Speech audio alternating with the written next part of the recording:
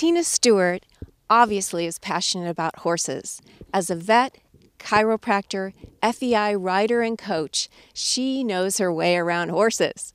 Let's go see if we can get some tips from Tina. So Tina, you are a certified horse nut, right? Yes. Okay. Absolutely. So I was reading on your website, your bio, and I found it very interesting that the famous horse trainer, George Morris, really discovered you, and you had to make a choice, correct? I had an opportunity to ride with him because I was working for Mason Phelps, who was a hunter jumper trainer in the area, and he had worked for Jimmy Williams and Marshall Williams and was starting his own business, and I had an opportunity to work for him as an assistant trainer. So George was coming periodically and teaching and clinicking, and I just did what he said. I just did the best I could and did what he said. And he loved me. He loved my riding. He loved my feel.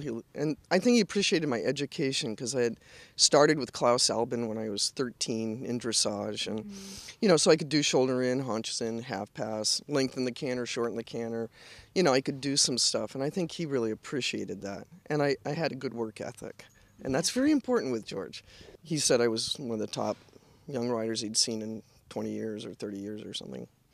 As a young woman, that must have been, wow, oh my gosh, George Morris, the famous trainer, wants to work with me. But you decided to take a different direction, a different journey. So I thought, okay, I think I'm going to be a vet. I think I can do more for horses as a veterinarian than maybe as a horse trainer.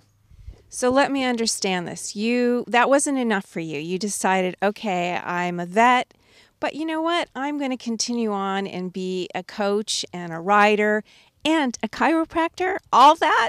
Well, it didn't, everything sort of just, I kind of went with the flow. So I had got through vet school after being rejected 4 times. So I was pretty dogged trying to get in. It's, I didn't have straight A's. And, I had like a 3.7. I was in the 99th percentile in the GREs, but, it was really, really hard to get in. And I was always like, they took 122 students. I was like 128, 132, no. 129, So, but I kept at it. And anyway, I ended up with a practice in the Bay Area, and some of my clients were begging me to start involving this woman that did equine chiropractic, Shirley McQuillan, who was brilliant. But I didn't believe in it at the time. And they said, well, the vet that she's working with is leaving the area, and she's got to work under someone else's license. Would you consider at least letting her ride with you for a day? You take her to her and watch her work. And I'm like, okay, finally. I broke down. And after watching her work, I'm like, oh my God.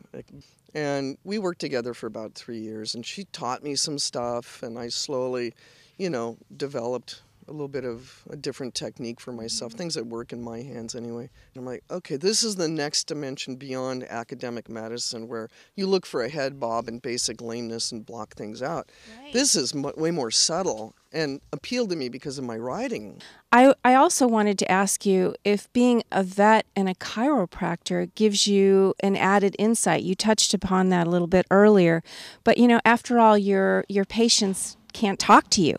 So being a vet and being a chiropractor gives me a different view of how a horse moves. But in terms of training and doing the chiropractics, I need to be able to read the horse's temperament, and the way I work on them, you've got to get right behind them. If they're tense, if it's a mare that's kicky, or if they're very defensive, you got to be able to read that or you're going to get hurt. Right. So, people ask me, what exactly do you do? And I don't know. I mean, I just go by feel, and I can't say exactly what I'm doing, and so It's a little bit, crystals and voodoo, but it seems to work. The horses tell you.